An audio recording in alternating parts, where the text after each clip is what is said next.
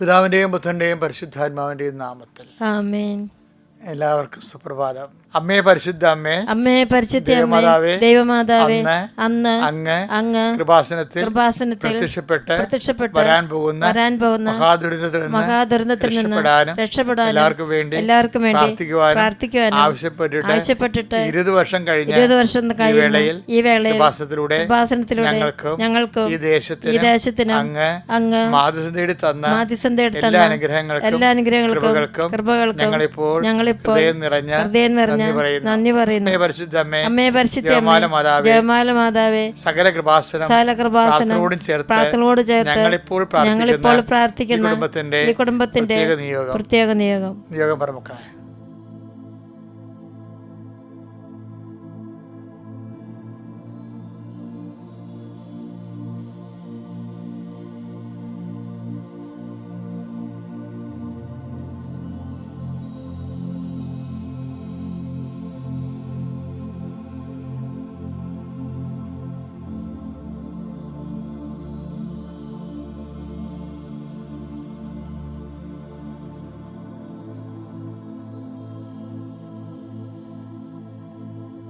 അമ്മയുടെ പ്രത്യക്ഷീകരണത്തിന്റെ വേളയിൽ ഞങ്ങൾക്ക് സാധിച്ചു തരുവാൻ കനിയണമേ. വിശ്വാസ പ്രമാണം. സർവശക്തനായ പിതാവും ആകാശത്തിന്റെയും ഭൂമിയുടെയും സൃഷ്ടാവുമായ ദൈവത്തിൽ ഞാൻ വിശ്വസിക്കുന്നു.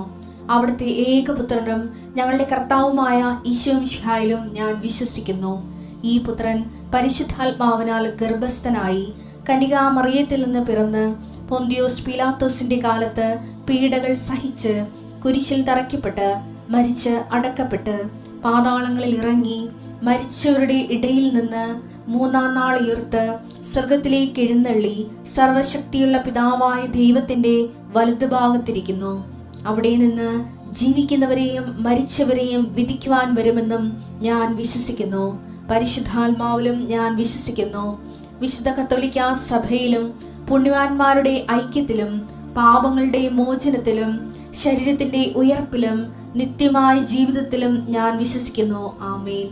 സ്വർഗ്ഗസ്ഥനായ ഞങ്ങളുടെ പിതാവേ, അങ്ങയുടെ നാമം പൂജിതമാകണമേ. അങ്ങയുടെ രാജ്യം വരണമേ. അങ്ങയുടെ തിരുമനസ് സ്വർഗത്തിലെ പോലെ ഭൂമിയിലും ആകണമേ. അന്നു വേണ്ടുന്ന ആഹാരം ഇന്ന് ഞങ്ങൾക്ക് തരണമേ.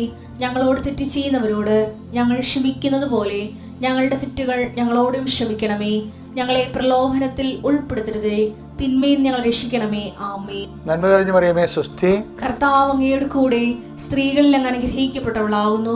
അങ്ങയുടെ ഉദരത്തിൻ ഫലമായി ഈശോ അനുഗ്രഹിക്കപ്പെട്ടവനാകുന്നു. പരിശുദ്ധ മറിയമേ, തമ്പുരാന്റെ അമ്മേ, പാപികളായ ഞങ്ങൾക്ക് വേണ്ടി ഇപ്പോഴും ഞങ്ങളുടെ മരണസമയത്തും തമ്പുരാനോട് അപേക്ഷിക്കണമേ. ആമേൻ. അനുദിനാനുഗ്രഹ പ്രാർത്ഥന. കർത്താവേ, നിന്റെ ഉന്നതമായ നാമത്തിന് സ്വസ്ഥം ചെയ്യുന്നു. കർത്താവേ, നിന്റെ വിശുദ്ധ പൗരോഹിത്യത്തെ മഹത്വപ്പെടുത്തണമേ. ഇപ്പോഴേ ലോകം മുഴുവനും ആയിരക്കണക്കിന് മക്കള് ഈ പ്രാർത്ഥനയിൽ പങ്കെടുക്കുന്നുണ്ട്. അമ്മേ പരിശുദ്ധമ്മ ദേവമാതാവേ, ഞാൻ എൻ്റെ ജനങ്ങളെ സന്ദർശിക്കുമെന്ന് അളിച്ചത് വാഗ്ദാനം നിറവേറ്റിക്കൊണ്ട് ഈ സമയം എല്ലാവരുടെയും ഭവനങ്ങളെ നീ സന്ദർശിക്കണം പ്രാർത്ഥിക്കുന്നു. അമ്മ സന്ദർശിക്കുമ്പോൾ മഴവില്ലായും സുഗന്ധാഭിഷേകമായും ഒത്തിരി പേർ ഉടമ്പടി സാക്ഷ്യം പറയാറുണ്ട്. പല ആൾക്കാരും സാക്ഷ്യങ്ങൾ എന്തെങ്കിലും ഒരു അടയാളം കാണിക്കണമെന്ന് ആഗ്രഹിച്ച് പ്രാർത്ഥിക്കുന്നവരുണ്ട്. അടയാളം കാണിക്കണമേ എന്ന് പ്രാർത്ഥിക്കുന്നു.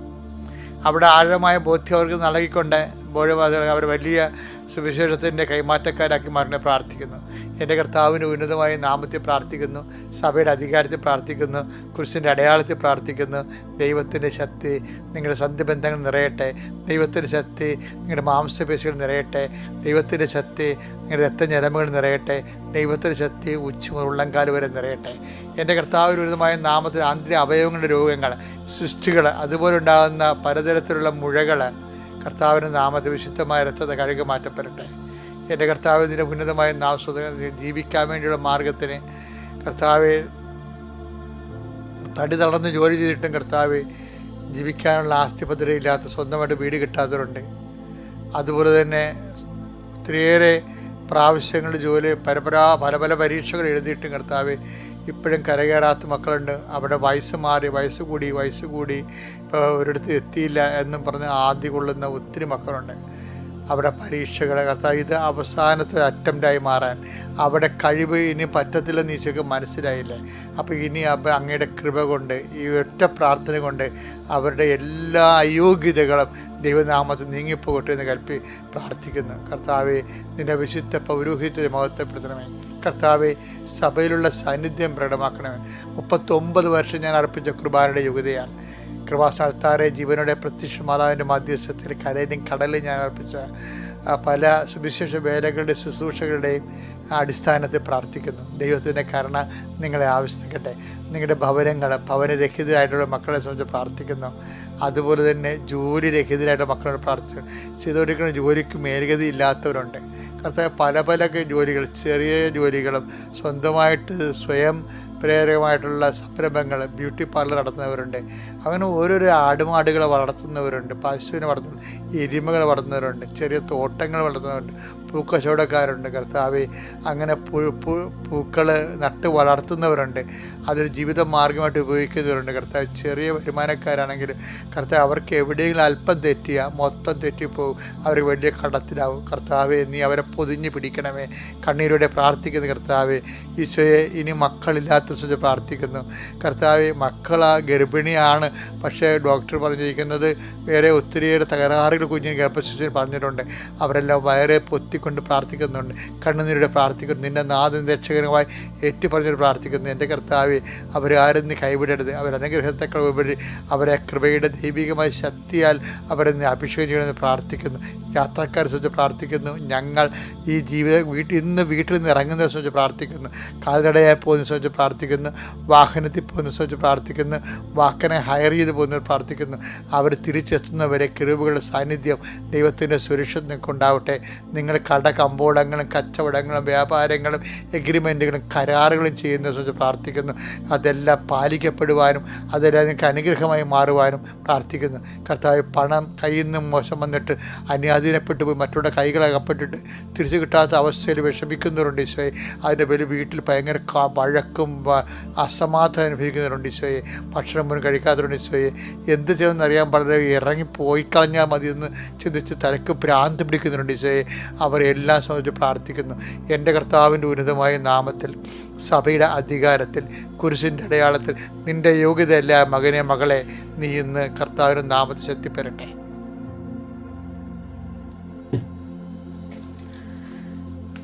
എൻ്റെ പ്രിയപ്പെട്ട, നമ്മളിന്ന് വായിക്കുന്ന ഇന്നത്തെ സന്ദേശം കൃപയുടെ സ്രോതസ്സുകൾ. ഇപ്പം ഗംഗ എവിടെ നിന്നാണ് ഉത്ഭവിക്കുന്നത്? എന്താ, ഇപ്പം പമ്പ എവിടെ നിന്ന് ഉത്ഭവിക്കുന്നു? അതുപോലെ തന്നെ കൃപ എവിടെ നിന്ന് ഉത്ഭവിക്കുന്നു? അവൻ്റെ ഉത്ഭവസ്ഥാനം കണ്ടെത്താനുള്ള ഒരു ശ്രമമാണ് നമ്മൾ. അതായത് നോക്കി, മത്തായിയുടെ സുവിശേഷം 12:18 വായിച്ചേ. ഇതാ ഞാൻ തിരഞ്ഞെടുത്ത എന്റെ ദാസൻ, എന്റെ ആത്മാവ് പ്രസാദിച്ച എന്റെ പ്രിയപ്പെട്ടവൻ, ഞാൻ അവന്റെ മേൽ എന്റെ ആത്മാവിനെ അയക്കും. അവൻ വിജാതിയരെ ന്യായവിധി അറിയിക്കും. അതായത് അവൻ വിജാതിയരെ ന്യായവിധി അറിയിക്കും. അതായത് ഇതാ ഞാൻ തിരഞ്ഞെടുത്ത എൻ്റെ ദാസൻ, എൻ്റെ ആത്മാവ് പ്രസാദിച്ച എൻ്റെ പ്രിയപ്പെട്ടവൻ. അതായത് പിതാവിൻ്റെ ആത്മപ്രസാദത്തിൽ നിന്നാണ് ഈശോയ്ക്ക് കൃപ കിട്ടണത്. കിട്ടണമെന്നല്ല, അധിക കൃപ എന്ന് വെച്ച് കഴിഞ്ഞാൽ ഈശോ പറഞ്ഞിട്ടില്ലേ, ഈശോയെക്കുറിച്ച് എന്നാ അമ്മ പറയണത്? അതായത് അവൻ വന്നിരിക്കുന്നത് ജീവനുണ്ടാകാനും അത് സമർത്ഥമായി ഉണ്ടാകാനും. അപ്പം യോഹന്നാൻ 10:10 പറയുന്ന കൃപയും ജീവനും ഒന്ന് തന്നെ ശരിക്കും പറഞ്ഞാൽ. അതേസമയം തന്നെ പറയണത് അവൻ്റെ നാമത്തിൽ വിശ്വസിക്കുന്നവർക്കെല്ലാം കൃപയ്ക്ക് മേൽ കൃപ. യോഹന്നാൻ 1:16 വായിച്ചു. അവൻ്റെ പൂർണ്ണതയിൽ നിന്ന് നാം എല്ലാം കൃപയ്ക്ക് മേൽ കൃപ സ്വീകരിച്ചിരിക്കുന്നു. കൃപയ്ക്ക് മേൽ കൃപ, അധിക കൃപ എന്ന് പറയും. കൃപയ്ക്ക് മേൽ കൃപ, ഗ്രേസ് അപ്പോൺ ഗ്രേസ് സ്വീകരിച്ചിരിക്കുന്നു. അതായത് ക്രിസ്തുവിൻ്റെ പൂർണ്ണതയിൽ നിന്ന് നമുക്ക് കൃപയ്ക്ക് മേൽ കൃപ. ഇത് എങ്ങനെ, ഞാനത് ഇപ്പം ഇത്രയും പറയുന്നതിൽ നിന്ന് നിങ്ങൾ മനസ്സിലാകണമെന്ന് ഞാൻ ആഗ്രഹിക്കുന്ന ഒരു കാര്യം എന്താണെന്നറിയാമോ? അത് കൃപയുടെ സ്രോതസ്സാണ്. അതായത് ഈ കൃപ എങ്ങനെ ഉണ്ടായതാണ്? ക്രിസ്തുവിനെ പിതാവ് പ്രസാദിച്ചപ്പോൾ പിതാവിൻ്റെ പ്രസാദമാണ്. അതാണ് 12:18 നമ്മൾ വായിച്ചത്. 12:18 വായിച്ചില്ലേ? ഇതാ ഞാൻ മത്തായിയുടെ സുവിശേഷം, ഇതാ ഞാൻ തിരഞ്ഞെടുത്ത എൻ്റെ ദാസൻ, എൻ്റെ ആത്മാവ് പ്രസാദിച്ച എൻ്റെ പ്രിയപ്പെട്ടവനെന്ന് വായിച്ചില്ലേ? അപ്പോൾ അത് തന്നെയാണ് ശരിക്കും പറഞ്ഞു കഴിഞ്ഞാൽ ലൂക്ക 3:22 വായിച്ചിട്ട് പരിശുദ്ധാത്മാവ് പ്രാവിന്റെ രൂപത്തിൽ അവന്റെ മേൽ ഇറങ്ങി വന്നു. സ്വർഗത്തിൽ നിന്ന് ഒരു സ്വരവും ഉണ്ടായി, നീ എന്റെ പ്രിയപുത്രൻ, നിന്നിൽ ഞാൻ പ്രസാദിച്ചിരിക്കുന്നു. അപ്പൊ പിതാവ് പ്രസാദിച്ചതാണ്. അത് എന്തുകൊണ്ടാണ് പ്രസാദിച്ചിരിക്കുന്നത്? അതായത് ക്രിസ്തു സഹനബലിക്കുള്ള കുഞ്ഞാടായിട്ട് ക്രിസ്തു തന്നെ സമർപ്പിക്കുകയാണ്.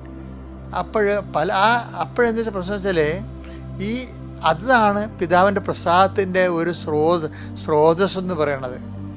അതായത് പിതാവിന് സ്വയം സമർപ്പിക്കുക. എന്നിട്ട് അത് അവിടെയാണ് ക്രിസ്തുവിൻ്റെ അനുസരണവും അതുപോലെ തന്നെ സഹന ദാസനും ഒക്കെ വരുന്നത് ഈ വകുപ്പിലാണ് വരുന്നത്. എന്ത് പ്രോബ്ലം വെച്ച് കഴിഞ്ഞാൽ ഈ പിതാവിൻ്റെ ഇഷ്ടത്തിന് സ്വയം സമർപ്പിച്ചു കഴിഞ്ഞാൽ അതാണ് പിതാവിൻ്റെ പ്രസാദത്തിൻ്റെ പാത്രമാകും. നമുക്ക് ഈ കൃപ എന്ന് പറയുന്ന ദൈവത്തിൻ്റെ ശക്തി ലഭിക്കുന്നത് അതാണ് ഒരു മെയിൻ സോഴ്സ് എന്ന് പറയുന്നത്. അതായത് നമ്മൾ ക്രിസ്തുവിൻ്റെ ഇപ്പം നമുക്കൊരു സഹനം ഉണ്ടായി, മാനസിക സഹനം ഉണ്ടാകും, പലർക്കും ശാരീരിക സഹനം ഉണ്ടാകും. പക്ഷേ നല്ല ക്രിസ്തു സ്നേഹികൾ എന്താ ചെയ്യണമെന്നറിയാമോ? അവർ ക്രിസ്തുവിൻ്റെ കൂടെ ഇത് കാഴ്ചവെക്കും, ക്രിസ്തുവിൻ്റെ നാമത്തിൽ സഹിക്കും. അപ്പോഴെന്ത് പറയും? ക്രിസ്തുവിൻ്റെ ജ്ഞാനസ്നാനത്തിൽ പിതാവിൻ്റെ പ്രസാദം ഉണ്ടായില്ലേ, അതുപോലെ തന്നെയായിരിക്കും നമ്മുടെ സഹന സ്നാനത്തിൽ ക്രിസ്തുവിൻ്റെ പ്രസാദം നമുക്കുണ്ടാകും. കാര്യം പിതാവ് ക്രിസ്തു വഴിയാണ് നമ്മളെ അനുഗ്രഹിക്കുന്നതെന്ന് ഈശോ തന്നെ പറഞ്ഞിട്ടുണ്ട്. പിതാവിനെ അപ്പം 20 യോഹന്നാൻ 20:21 വായിച്ചേ. യേശു വീണ്ടും അവരോട് പറഞ്ഞു, നിങ്ങൾക്ക് സമാധാനം, നിങ്ങൾക്ക് അലക്കൽ സ്ലാമ, സമാധാനം. പിതാവ് എന്നെ അയച്ചതുപോലെ ഞാനും നിങ്ങളെ അയക്കുന്നു. ഇത് തന്നെയാണ് ഇതിൻ്റെ അകത്ത്. ഇതൊരു അപ്പ് ആൻഡ് ഡൗൺ ആയിട്ടുള്ള ഒരു പ്രോസസ്സാണ്. അതായത് പിതാവാണ് ഈശോയ്ക്ക് മിഷൻ കൊടുക്കുന്നത്, ഈശോ നമുക്ക് മിഷൻ തരുന്നു. ഈ മിഷൻ നമ്മൾ ഏറ്റെടുത്ത് കഴിയുമ്പോൾ എന്ത് പറയുന്നത് വെച്ച് കഴിഞ്ഞാൽ, പിതാവ് എന്നെ അയച്ചതുപോലെ ഞാനും നിങ്ങളെ അയക്കുന്നു.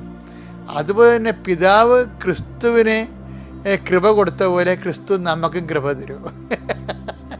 ഇത് പിടിയിട്ടില്ല, അതാണ് സംഭവം. അതായത് പിതാവ് ക്രിസ്തുവിന് കൃപ കൊടുത്ത പോലെ ക്രിസ്തു നമുക്കും കൃപ തരും. എങ്ങനെയാണ്? നമ്മുടെ സഹനങ്ങൾ ക്രിസ്തുവിൻ്റെ സ്നാനത്തോടു കൂടി ചേർത്ത് ക്രിസ്തുവിൻ്റെ സഹനത്തിന് ഐക്യദാർഢ്യം പ്രഖ്യാപിക്കുമ്പോൾ അതാണ് കൃപയുടെ ഒരു സ്രോതസ്സ്. ഇപ്പം എപ്പോഴെങ്കിലും ഒരു സഹനത്തിന് സാഹചര്യം വന്നാൽ മാനസികമായാലും ശാരീരികമായാലും അത് ക്രിസ്തുവിൻ്റെ സ്നേഹത്തെ പ്രതി എടുത്തുകൊണ്ട് നിങ്ങളുടെ ജീവിതത്തെ അതിജീവിക്കാനും നിങ്ങൾക്ക് സാധിക്കണം, കൃപ ആർജിക്കാനും നോക്കണം. Praise the Lord.